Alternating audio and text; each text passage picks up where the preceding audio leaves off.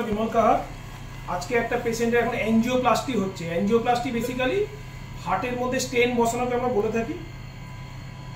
প্রথমে আমরা কি করেছি তার দিয়ে বেলুনের মারফতে যে রাস্তা একদমই প্রায় 99% ব্লকেজ ছিল সেই ব্লকেজটাকে প্রথমে একের বেলুন তারপরে 1.25 তারপর হচ্ছে 2 বা 2.5 এর বেলুন দিয়ে ফোলানোর পরে রাস্তা তৈরি করে আমরা এখন ওষুধ মাখানো তারের জালি বা স্টেন্টিং করছি। আপনারা একটু পরে রেজাল্ট দেখতে পাবেন মানে করার আগের কন্ডিশন কেমন এবং করার পরের কন্ডিশনটা কেমন। ঠিক আছে, আমরা এখন স্টেন নিয়ে যাচ্ছি হার্টের ভেতর, একটু ওইদিকে দেখা একটু। আমরা এইটা এই যে নাপছে এটা হচ্ছে স্টেন নাপছে হার্টের ভেতর।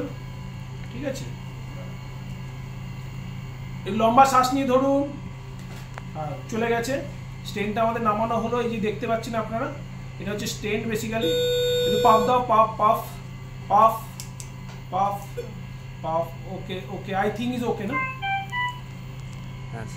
শর্ট শর্ট সিনে